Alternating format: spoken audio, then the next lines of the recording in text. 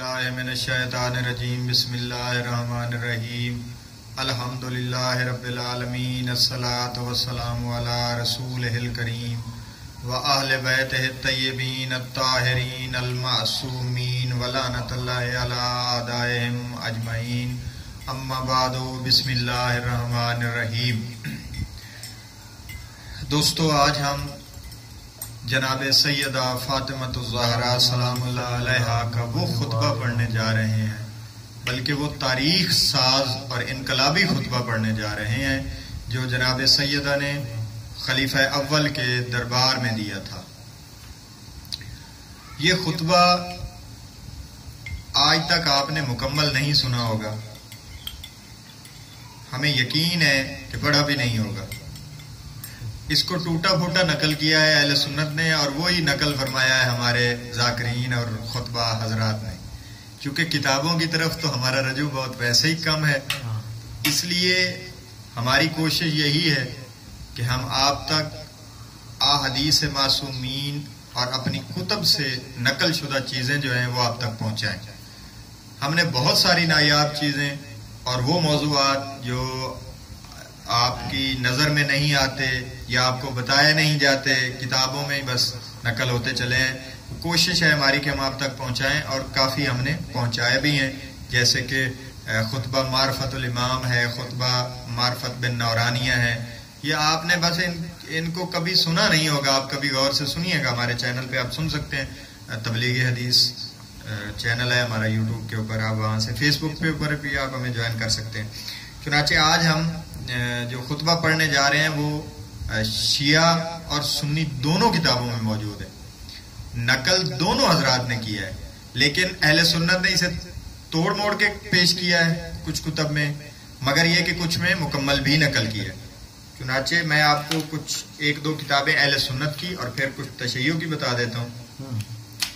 मकातिल तालिबीन, ये सीरत निगार हैं अबुल फरज अली बिन हुसैन अस्बहानी उमवी अल मुतवफ़ा 356 हिजरी। उनकी किताब है मकातिल तालिबीन, उसकी जिल्द अवल सफ़ा 62, तबा दारुल अहया उल उलूम बैरूत। इसमें उन्होंने मुकम्मल इसे नकल किया। इसके अलावा किताब अहले सुन्नत के एक काबिल कदर दानिशमंद हैं इमाम अबू बकर अहमद बिन अब्दुल अजीज अल जौहरी बगदादी अल मुतवफ़ा 323 हिजरी। उन्होंने अपनी तसनीफ अस-सकीफ़ा व फदक, उसमें ये मुकम्मल खुतबा नकल फरमाया है। इसके अलावा तारीख हमारी मौजूद है।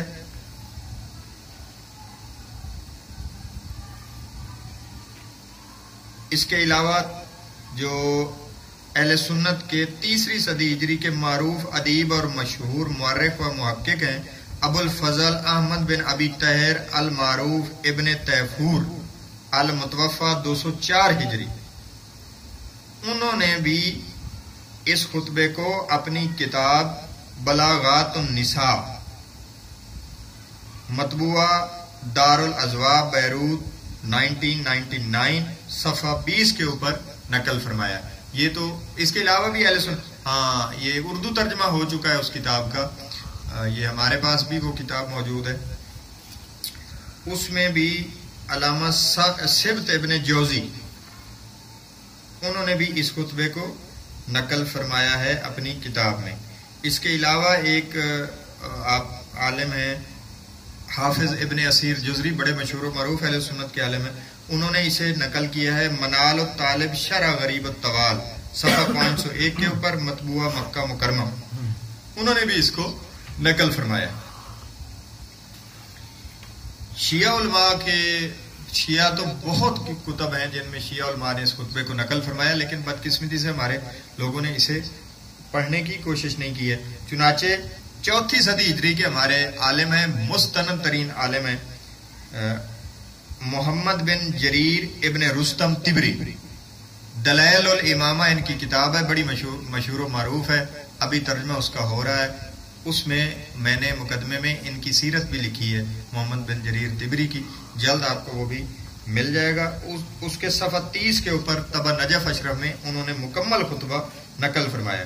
اس کے بعد یہ مکمل خطبہ تو نقل شیخ صدوق نے نہیں کیا ہے، لیکن اس میں اکثر نقل کیا ہے اپنی کتاب علل الشرائع میں. جناب بی بی کے چیپٹر میں بہت سارے اس خطبے سے چیزیں نقل فرمائی ہیں. اسی طرح معانی الاخبار میں بھی انہوں نے بہت سارا خطبہ نقل کیا ہے، مگر ایک جگہ نہیں کیا. اس کے بعد ہیں جی 6 صدی ہجری کے ہمارے بہت مشہور و معروف عالم شیخ احمد بن علی بن ابی طالب الطبرسی. ان کی کتاب الاحتجاج مشہور و معروف کتاب ہے.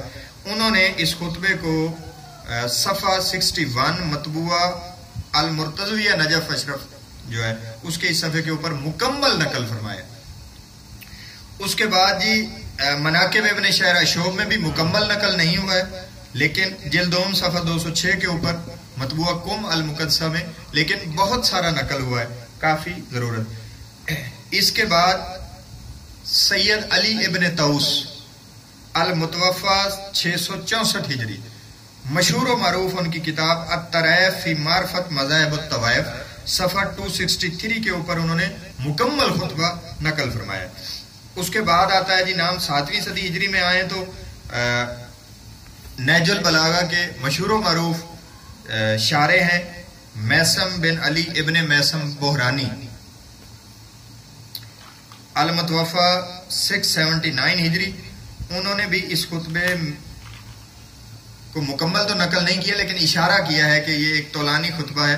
بعد ازاں انہوں نے اس کے بہت سارے جملے بھی نقل کیے ہیں، یہ آپ دیکھ سکتے ہیں جلد 5 صفحہ 105 کے اوپر. اس کے بعد ہے جی 7ویں صدی ہجری میں ہی عظیم دانشور علی ابن عیسیٰ اربلی المتوفا 693 ہجری. انہوں نے اپنی کتاب کشف الغمہ جلد 2 صفحہ 108 طبع نجف میں مکمل اس خطبے کو نقل فرمایا اور اہل سنت کی کتاب السقیفہ و فدق کے حوالے سے نقل فرمایا، جس کا حوالہ ہم نے ابھی دیا ہے.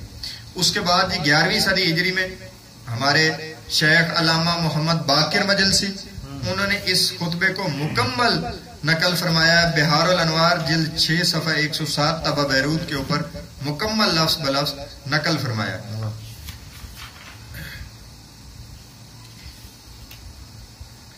اس کے علاوہ جی علامہ شیخ سید محمد الامین الحسینی العاملی نے آیان الشیعہ جلد اول صفحہ 459 کے اوپر بھی اس کو مکمل تو نہیں لیکن بہت سارا نقل فرمایا ہے. یہ کتب کے حوالہ جات ہیں.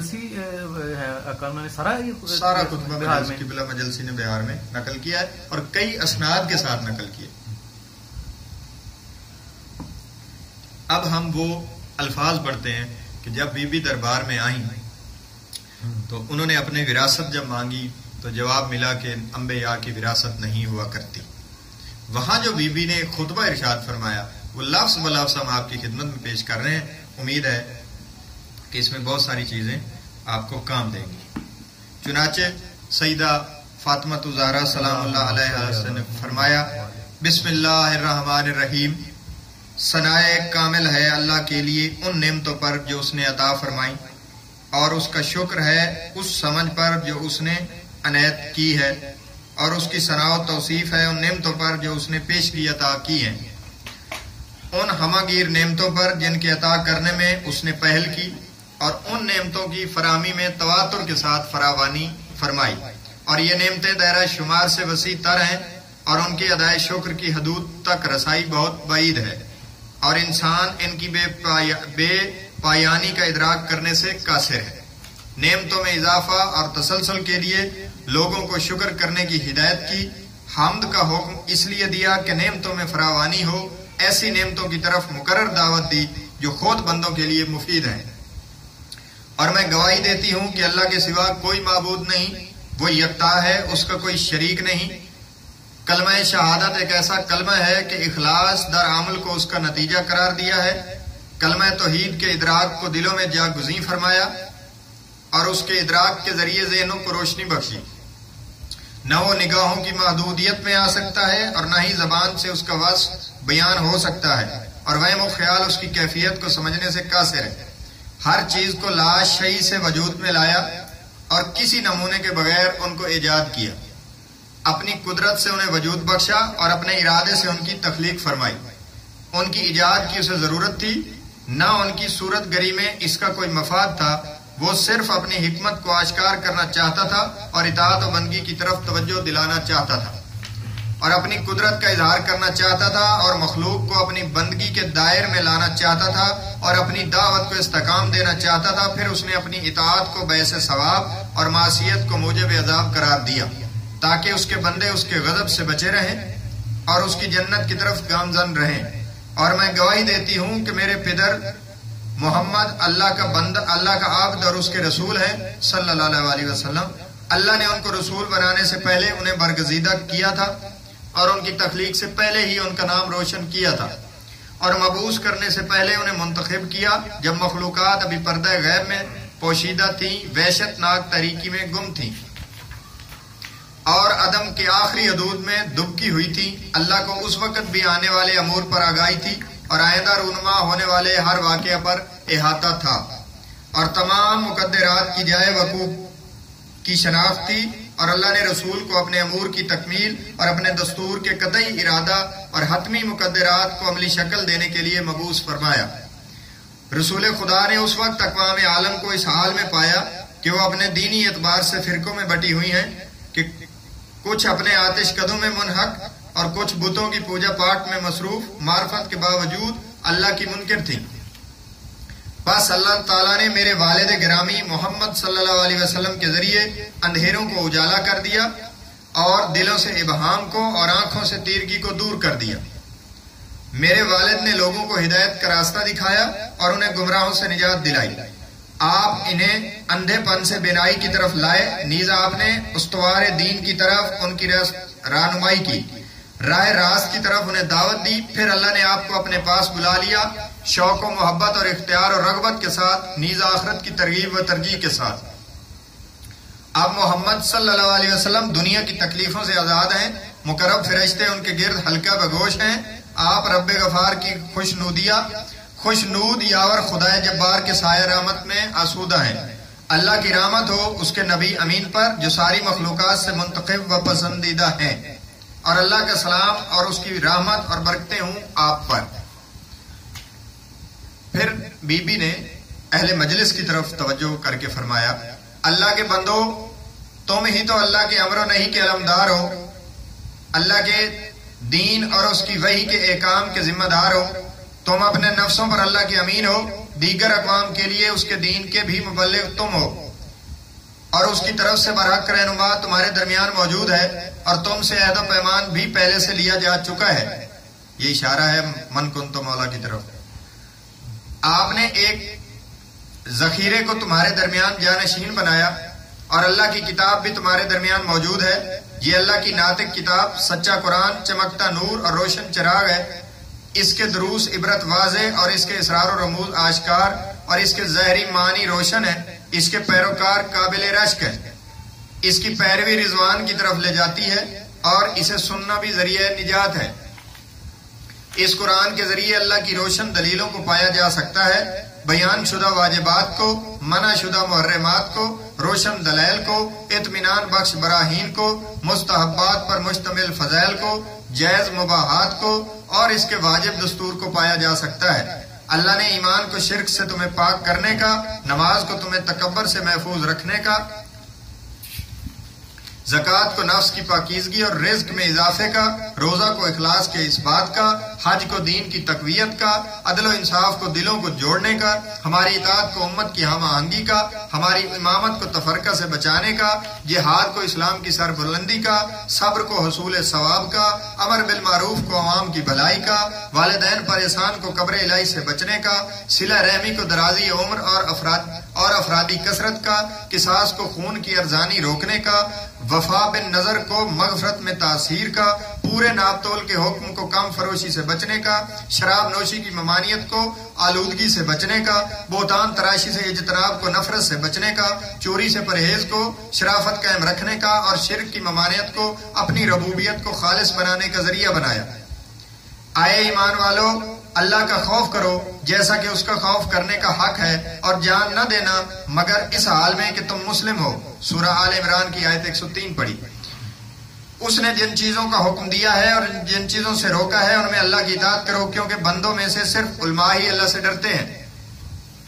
پھر بی بی فرماتی ہیں لوگوں تمہیں معلوم ہونا چاہیے کہ میں فاطمہ ہوں علیہ السلام اور میرے پدر محمد ہیں صلی اللہ علیہ وسلم.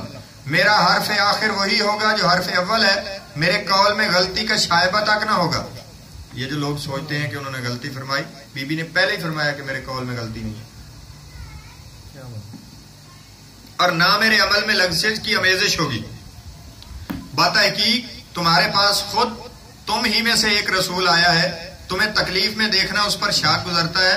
وہ تمہاری بھلائی کا نہایت خواہاں ہے اور مومنین کے لیے نہایت شفیق و مہربان ہے. سورہ توبہ آیت 128 کی طرف اشارہ کیا.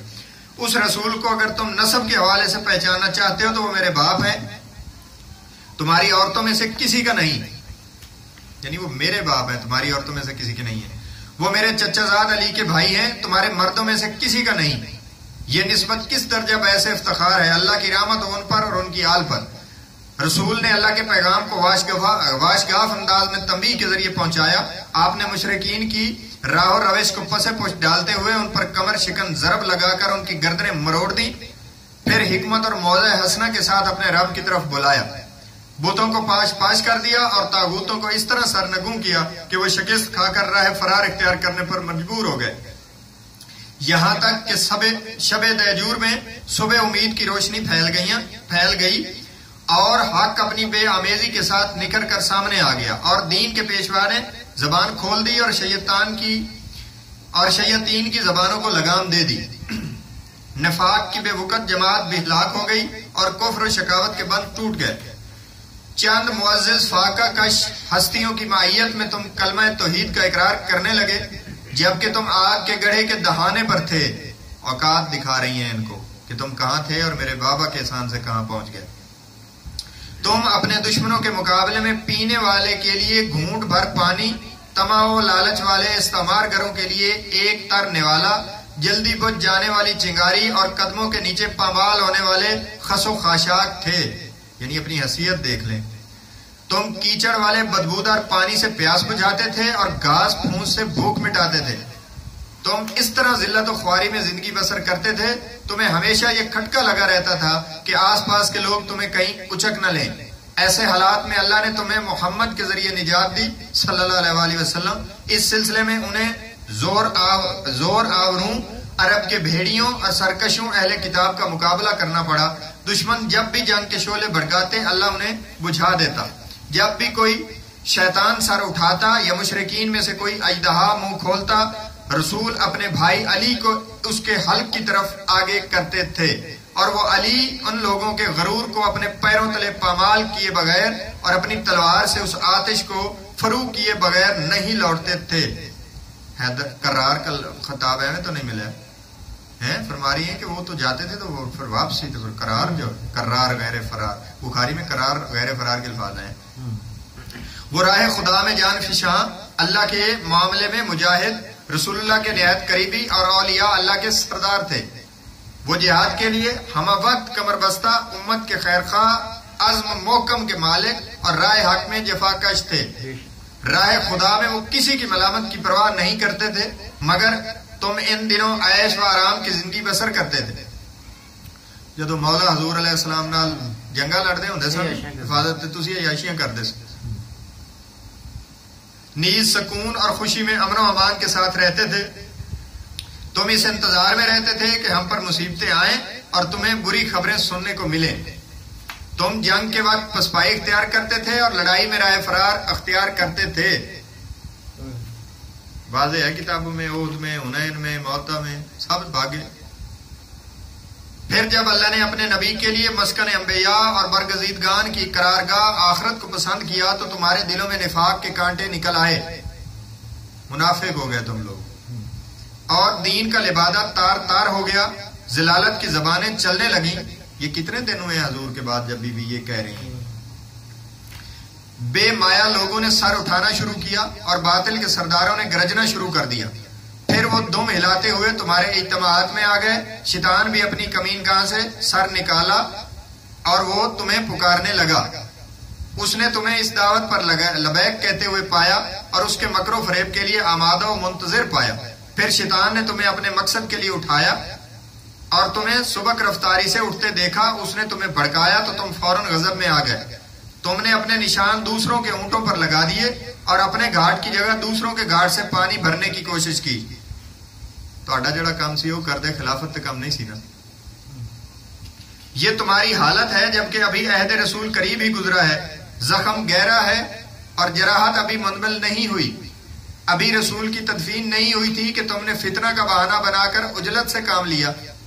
تسی سقیفہ بنی سیدہ ٹر گئے کہ اتنے فساد ہون لگا ہے رسول نو بغیر دفن کفن چھٹ کے.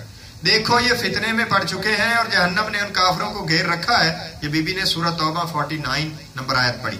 تم سے بعید تھا کہ تم نے یہ کیسے سوچا. تم کدھر بہ کے جا رہے ہو حالانکہ کتاب خدا تمہارے درمیان ہے جس کے دستور واضح، احکام روشن، تعلیمات آشکار، تنبیہات غیر مبہم اور اس کے اوامر واضح ہیں.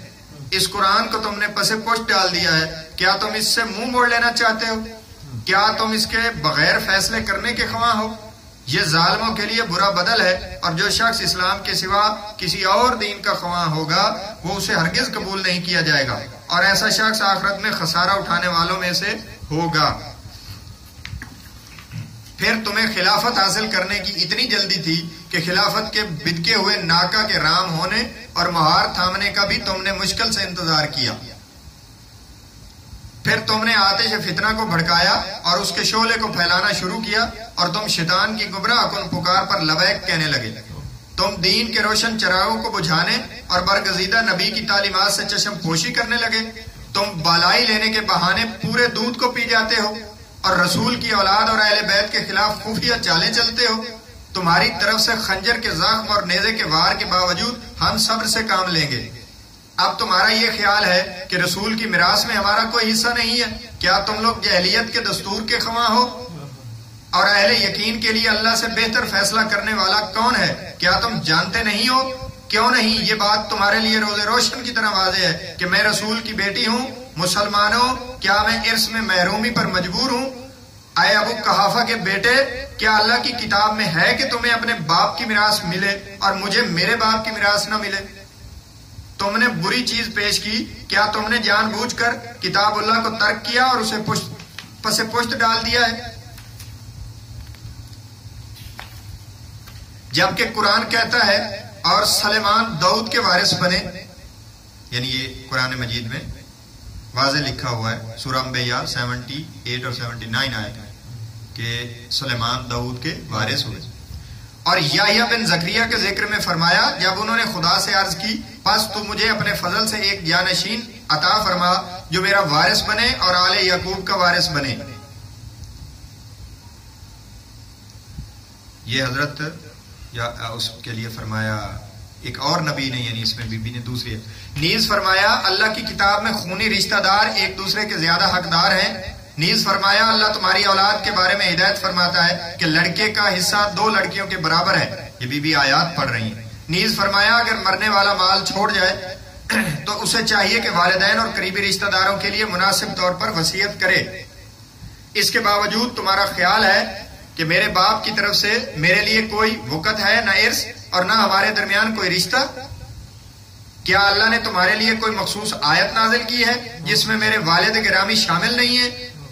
کیا تم یہ کہتے ہو کہ 2 مختلف دین والے باہم وارث نہیں بن سکتے؟ کیا میں اور میرے والد ایک ہی دین سے تعلق نہیں رکھتے؟ کیا میرے باپ اور میرے چچا زاد علی سے زیادہ تم قرآن کے عمومی و خصوصی احکام کا علم رکھتے ہو؟ لے جاؤ میری وراثت کو اس آمادہ سواری کی طرح جس کی مہار ہاتھ میں ہو. تمہارے ساتھ حشر میں میری ملاقات ہوگی جہاں بہترین فیصلہ سنانے والا اللہ ہوگا اور محمد صلی اللہ علیہ وسلم کی سرپرستی ہوگی. اور عدالت کی وعدہ گاہ قیامت ہوگی. جب قیامت کی گھڑی آئے گی تو باطل پرست خسارہ اٹھائیں گے. اس وقت ندامت سے کوئی فائدہ نہیں ملے گا. ہر خبر کے لیے ایک وقت مقرر ہے. ان قریب تمہیں معلوم ہو جائے گا کہ کس پر رسوا کن عذاب آتا ہے اور کس پر دائمی عذاب نازل ہوتے ہیں. پھر بی بی انصار کی طرف متوجہ ہوئی جو وہاں جو انصار موجود تھے اور فرمایا آئے بزرگوں اور ملت کے بازوؤں اور اسلام کے نگہبانوں، میرے حق میں اس حد تک تساہل، مجھے میرا حق دلانے میں اتنی کوتاہی کا کیا مطلب ہے؟ کیا اللہ کے رسول اور میرے پدر بزرگوار یہ نہیں فرماتے تھے کہ شخصیت کا احترام اس کی اولاد کے احترام کے ذریعے برقرار رکھا جاتا ہے؟ یعنی اگر آپ اولاد کی عزت نہیں کریں گے تو اس کے باپ کی بھی عزت سمجھی جائے گی. کس صورت سے تم نے بدعت شروع کر دیا اور کتنی جلدی اندر کی غلاظت باہر نکل آئی. یہ جو چھپائی ہوئی تھی منافقت، بی بی غلاظت کا لفظ استعمال کر. حالانکہ تم میری کوششوں میں تعاون کر سکتے تھے اور میرے مطالبے کی تائید و حمایت کر سکتے تھے. یہ چونکہ وہاں دربار میں موجود تھے، مہاجرین کو خطاب کر رہی تھی، انصار بھی موجود تھے، انہوں نے حمایت نہیں کی، تب بی بی کو یہ کہنا پڑا. کیا تمہارا یہ گمان ہے کہ محمد اس دنیا میں نہیں رہے صلی اللہ علیہ وسلم، لہذا تم پر کوئی ذمہ داری عائد نہیں ہوتی؟ ان کی رحلت عظیم ثانیہ ہے جس کی دراڑ کشادہ ہے، اس کا شگاف اتنا چوڑا ہے جسے بھرا نہیں جا سکتا. ان کی رحلت سے زمین پر اندھیرا چھا گیا، نیز سورج اور چاند کو گرہن لگ گیا، ستارے بکھر گئے، امیدیں یاس میں بدل گئیں اور پہاڑ شکست و ریخت سے دوچار ہو گئے. حضور کی رحلت کے موقع پر نہ تو حرم رسول کو تحفظ ملا اور نہ ہی حرمت رسول کا لحاظ رکھا گیا. سوال یہ ہے کہ یہ جو بی بی فرما رہی ہیں کہ حرم رسول کو تحفظ نہیں ملا، یہ کس کی گورنمنٹ تھی جس میں تحفظ نہیں مل رہا تھا بی بی کو؟ مسلمانوں نے کبھی اس پہ غور کیا؟ فتوے لگائے تو جاتے ہیں بس صرف. فوراً ابھی دیکھنا بی بی کہہ با خدا یہ بڑا حادثہ تھا اور عظیم مصیبت تھی، نہ اس جیسا کوئی دل خراش واقعہ کبھی پیش آیا، نہ اتنی بڑی مصیبت. اللہ کی کتاب نے تو اس کا پہلے اعلان کر دیا ہے جسے تم اپنے گھروں میں بلند اور دھیمی آواز میں خوش الحانی کے ساتھ تلاوت کرتے ہو. ایسا اعلان جس سے سابقہ انبیاء اور رسل کو دوچار ہونا پڑا، یعنی دنیا سے پردہ، جو ایک حتمی فیصلہ اور قطعی حکم ہے. وہ اعلان یہ ہے کہ اور محمد صلی اللہ علیہ وسلم تو بس رسول ہیں، ان سے پہلے اور بھی رسول گزر چکے ہیں. بھلا اگر یہ وفات پا جائیں یا قتل کر دیے جائیں تو کیا تم الٹے پاؤں پھر جاؤ گے؟ جو الٹے پاؤں پھر جائے گا وہ اللہ کا کوئی نقصان نہیں پہنچا سکے گا اور اللہ شکر گزاروں کو ان قریب جزا دے گا. یہ سورہ بقرہ کی آیت 143 کو تلاوت فرمایا بھی نے.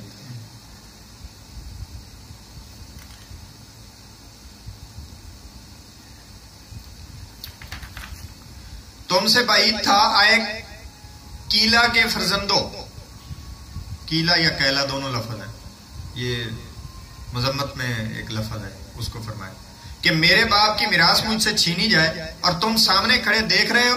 میری آنکھوں کے سامنے بھرے مجموعوں اور محفلوں کے سامنے میری دعوت تم تک پہنچ چکی ہے. میرے حالات سے تم آگاہ ہو اور تم تعداد و استعداد سامان حرب اور قوت میں کمزور نہیں ہو. تمہارے پاس کافی اسلحہ اور دفاعی سامان موجود ہے. میری پکار تم تک پہنچ رہی ہے اور چپ سادے ہوئے ہو. میری فریاد تم سن رہے اور فریاد رسی نہیں کرتے ہو. حالانکہ بہادری میں تمہاری شہرت ہے اور خیر و صلاح میں تم معروف ہو. تم وہ برگزیدہ لوگ ہو جو ہم اہل البیت کے لیے پسندیدہ لوگوں میں شمار ہوتے ہیں. یہ انصار کو فرما رہی. عربوں کے خلاف جنگ تم نے لڑی، اذیت اور سختیاں تم نے برداشت کی، دیگر اقوام کے ساتھ نبرد آزما ہوئے، جنگجوؤں کو مقابلہ تم نے کیا. تم ہمیشہ ہمارے ساتھ اور ہم تمہارے ساتھ رہے اور تم نے ہمارے احکام کی تعمیل کی، یہاں تک جب ہمارے ذریعے اسلام محور میں گھومنے لگا اور زمانے کی برکتیں فراواں ہو گئیں. شرک کا نعرہ دب گیا، جھوٹ کا زور ٹوٹا، کفر کی آگ بجھی، فتنے کی آواز دب گئی اور دین کا نظام مستحکم ہو گیا. تو اب حقیقت واضح ہونے کے بعد متحیر کیوں ہو؟ حقیقت آشکار ہونے کے بعد پردہ کیوں ڈالتے ہو؟ پیش قدمی کے بعد پیچھے کیوں ہٹتے ہو؟ ایمان کے بعد شرک کے مرتکب کیوں ہو رہے ہو؟ یہ خطبہ دے رہی بی بی بھرے دربار میں. کیا تم ایسے لوگوں سے نہیں لڑو گے جو اپنے عہد کے بعد اپنی قسمیں توڑتے ہیں اور جنہوں نے رسول کو نکالنے کا ارادہ کیا تھا؟ انہی لوگوں نے تم سے زیادتی میں پہل کی. کیا تم ان سے ڈرتے ہو؟ اگر تم مومن ہو تو اللہ اس بات کا زیادہ حقدار ہے کہ تم اس سے ڈرو. سورۃ توبہ نمبر 13 پڑھی. اچھا میں دیکھ رہی ہوں کہ تم راحت طلب ہو گئے ہو اور جو شخص معاملات کے حل و عقد یعنی امور مملکت چلانے کا زیادہ حقدار تھا اسے تم نے نظر انداز کر دیا ہے. یعنی علی نو تو تسی پوچھے ہی نہیں. تم نے اپنے لیے کنج عافیت تلاش کر لیا اور تنگ دستی سے نکل کر تونگری حاصل کر لی، یعنی قبضے تے کر لے دولت تے پیسے تے حکومت تے. تم نے ایمان کی جو باتیں یاد کی تھی انہیں ہوا میں بکھیر دیا اور جس توام کو گوارا سمجھ کر نگل لیا تھا اسے نکال پھینکا.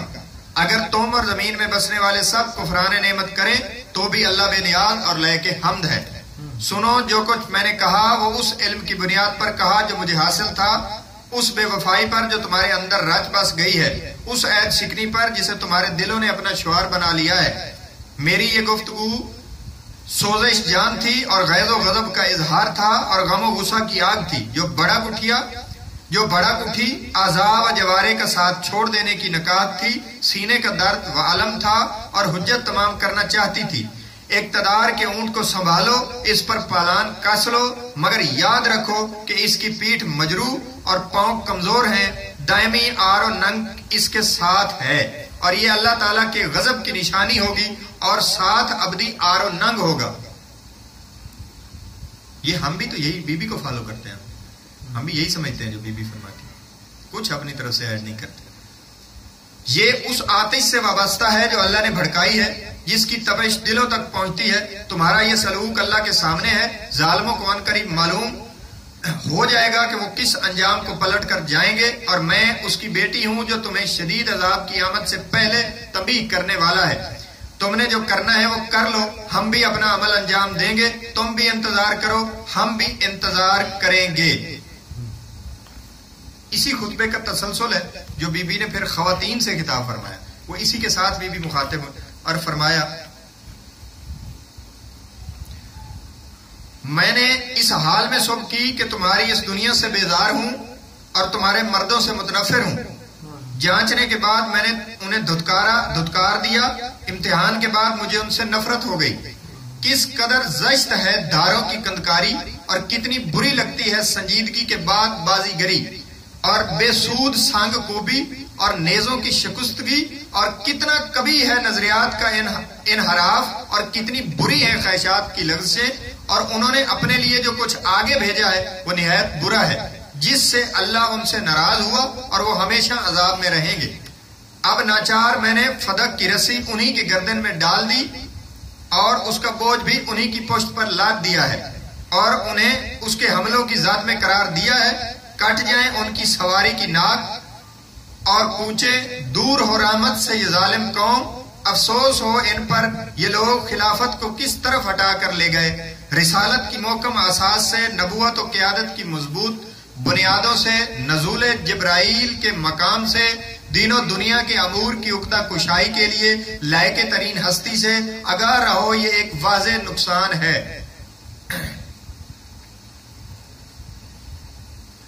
ابو الحسن سے ان کو کس بات کا انتقام لینا تھا؟ یعنی علی علیہ السلام سے انہوں نے کیوں انتقام لیا؟ کیا بات تھی؟ قسم بخدا انہوں نے انتقام لیا ان کی باطل شکن تلوار کا، اور راہ خدا میں اپنی جان سے بے پرواہی کا، اور ان کی شدید استقامت کا، اور دشمن پر ان کی کاری ضرب کا، اور راہ خدا میں ان کی شجاعت کا۔ قسم بخدا اگر لوگ راہ راست سے منحرف ہو جاتے اور اللہ کی واضح حجت کو قبول کرنے سے منہ پھیر لیتے تو ابو الحسن انہیں پھر سے راہ حق پر لے آتے اور انہیں راہ راست پر چلا لیتے اور انہیں سبق رفتاری کے ساتھ سوئے منزل لے جاتے۔ نہ سواری کی نکیل ٹوٹتی، نہ مسافر کو تھکن محسوس ہوتی، اور نہ سوار ہونے والے کو خستگی کا احساس ہوتا، اور ان کو ایسے خوشگوار صاف چشموں کے کنارے پہنچا دیتے جن کے کنارے چھلکتے ہوں، جس کی دونوں اطراف گدلانہ ہوں، صاف ستھری ہوں۔ پھر انہیں وہاں سے سیراب کر کے واپس کرتے، خلوت و جلوت میں انہیں نصیحتیں کرتے، اور اس بیت المال کی دولت سے اپنے لیے کوئی استفادہ نہ کرتے، نہ اس دنیا سے اپنے لیے کوئی فائدہ اٹھاتے۔ وہ صرف اس فکر میں رہتے کہ کسی پیاسے کی پیاس بجھا دیں اور کسی بھوکے کا پیٹ بھر دیں، اور دنیا کو پتہ چل جاتا بے طمع کون ہے اور لالچی کون ہے، سچا کون ہے اور جھوٹا کون ہے۔ اگر ان بستیوں کے لوگ ایمان لے آتے اور تقوی اختیار کرتے تو ہم آسمان و زمین کی برکتوں کے دروازے کھول دیتے، لیکن انہوں نے تکذیب کی اور ہم نے ان کے اعمال کے سبب انہیں گرفت میں لیا۔ سورہ اعراف 96۔ اور ان میں سے جنہوں نے ظلم کیا ہے ان قریب ان پر بھی ان کے برے اعمال کے وبال پڑنے والے ہیں اور اللہ کو عاجز نہیں کر سکتے۔ زمر 51۔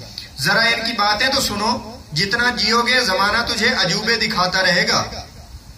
اگر تجھے تعجب آتا ہے تو تعجب انگیز ہیں ان کی باتیں، کاش یہ معلوم ہو جاتا کہ انہوں نے کس دلیل کو سند بنایا ہے اور کس ستون کا سہارا لیا ہے اور کس رسی سے متمسک ہوئے ہیں اور کس ذریت کے خلاف اقدام اٹھایا ہے اور ان کو زک پہنچائی یعنی تکلیف دی۔ کتنا برا ہے ان کے سرپرست اور ان کے رفیق بھی کتنے برے ہیں اور ظالموں کا بدلہ بھی برا ہوگا. ان لوگوں نے اگلے شہ پر کی جگہ دم سے کام لیا اور بازوؤں کی جگہ پچھلے حصے سے استفادہ کیا. ان لوگوں کی ناک رگڑی جائے جو یہ خیال کرتے ہیں کہ وہ ٹھیک کر رہے ہیں. اگر ہو یہ فسادی ہیں مگر وہ شعور نہیں رکھتے. افسوس ہے ان پر، کیا جو حق کی راہ دکھاتا ہے وہ اس بات کا زیادہ حقدار ہے کہ اس کی پیروی کی جائے، یا وہ جو خود اپنی راہ نہیں پاتا جب تک اس کی رہنمائی نہ کی جائے؟ تمہیں کیا ہو گیا ہے؟ تم کیسے فیصلے کر رہے ہو؟ مجھے اپنی زندگی، یہ آیت ہے قرآن کی جو بی بی نے پڑھی، مجھے اپنی زندگی کی قسم ہے اقتدار کی اونٹنی حمل سے ہے، نتیجہ ظاہر ہونے کا انتظار ہے. کس قدر مذمت فرما رہی ہے. پھر وہ برتن بھر کر دھونے جائیں گے، دودھ کی جگہ تازہ خون اور ظاہر قاتل یہاں پر باطل شمار نقصان اٹھائیں گے. پھر آنے والی نسلوں کو معلوم ہوگا کہ ان کے اسلاف نے جو بنیاد ڈالی تھی اس کا کیا انجام ہوا. پھر تم اپنی دنیا سے لطف اٹھاؤ، آنے والے فتنوں کے لیے دل کو آمادہ کرو. سنو خوشخبری تیز دھار تلواروں کی اور حد سے تجاوز کرنے والے ظالم کے حملوں کی اور ہمہ گیر فتنہ فساد کی اور ظالموں کی مطلق العنانی کی. وہ تمہارے بیت المال کو بے قیمت بنا دے گا اور تمہاری جمعیت کی نسل کشی کرے گا. افسوس تمہارے حال پر، تم کدھر جا رہے ہو؟ تمہارے لیے راہ حق ناپید ہے. کیا ہم اللہ کی رحمت پر چلنے پر تمہیں مجبور کر سکتے ہیں جبکہ خود تم اسے ناپسند کرتے ہو؟ سورہ ہود 28. یہ تھا بی بی کا وہ شاہکار خطبہ جو بی بی نے دربار میں دیا اور جھجوڑ کے رکھ دیا پوری دنیا کو. اور آج تک یہ خطبہ جو ہے یہ پوری دنیا میں تاریخ کے اوراق میں گونج رہا ہے. اور بی بی کا ایک ایک حرف اس وقت کی خلافت کے پول کھول دینے کے لیے کافی ہے کہ بی بی نے کیا کیا الفاظ استعمال کیے ہیں، کیا کیا استعارے استعمال کیے. بلاغات النساء، ایک اہل سنت کے عالم نے کتاب لکھی ہے بلاغات النساء، اس میں انہوں نے یہ سارا خطبہ فی البدی پڑھ رہی ہیں ساتھ. اور انہوں نے اس بلاغات النساء کی دنیا میں کن خواتین نے بلاغت کی انتہا پہ بیان کیا ہے، خطبات دیے ہیں، ان میں اس نے اس خطبے کو بلاغت کی بنیاد پہ نقل کیا ہے. اہل سنت کے عالم بلاغات النساء مشہور و معروف کتاب ہے. مگر بھائی میں بڑا ہی پریشان اس سینس میں ہوا، ایک واضح باتیں کھول کے بیان کی، کبھی میں ممبر سے کسی سے ممبر سے یہ ممبر کا پرابلم ہو گیا نا کہ وہ یہ باتیں تو صاف ممبر کا پرابلم صرف یہ ہو گیا ہے کہ وہاں دکھاوا زیادہ آ گیا ہے. یہ پڑھ دیا جائے وہاں صرف یہی ہے کہ بس جو باتیں، یعنی آپ وہاں سنتے ہیں، ہم نے شہادت بھی سنی ہے اور پتہ نہیں کیا کیا پڑھا جاتا ہے، لیکن جو بی بی نے دراصل بتایا وہ نہیں بیان ہوتا. وہ کتاب سے دوری کا صرف نتیجہ ہے. یہ ہمارے یہاں کتاب سے دوری کا نتیجہ ہے. بہرحال ہم نے کوشش کی کہ ہم اس خطبے کو لفظ بلفظ آپ کی خدمت میں پیش کریں. ہو سکتا ہے کہ اس سے کسی بندے کو بھی کوئی حق مل جائے. یہ خطبہ حق ہے، آج بھی کتابوں میں موجود ہے. ہمارے ائمہ علیہ السلام نے بھی اسے روایت کیا ہے، مختلف انداز میں آیا ہے، اہل سنت نے بھی اسے نقل کر رکھا ہے. باقی ہٹ درمی اور ضد کا کوئی علاج ہوتا نہیں ہے. بی بی نے جو کچھ فرمایا ہے ہم اس پر قائم ہیں اور اسی کو مانتے ہیں، اور ہماری دعا بھی اللہ سے یہی ہے کہ ہمیں اس پر قائم رکھے اور جو بی بی کی عقیدہ ہے اسی کے اوپر ہمیں ثابت قدم رکھے. وما علینا الا البلاغ.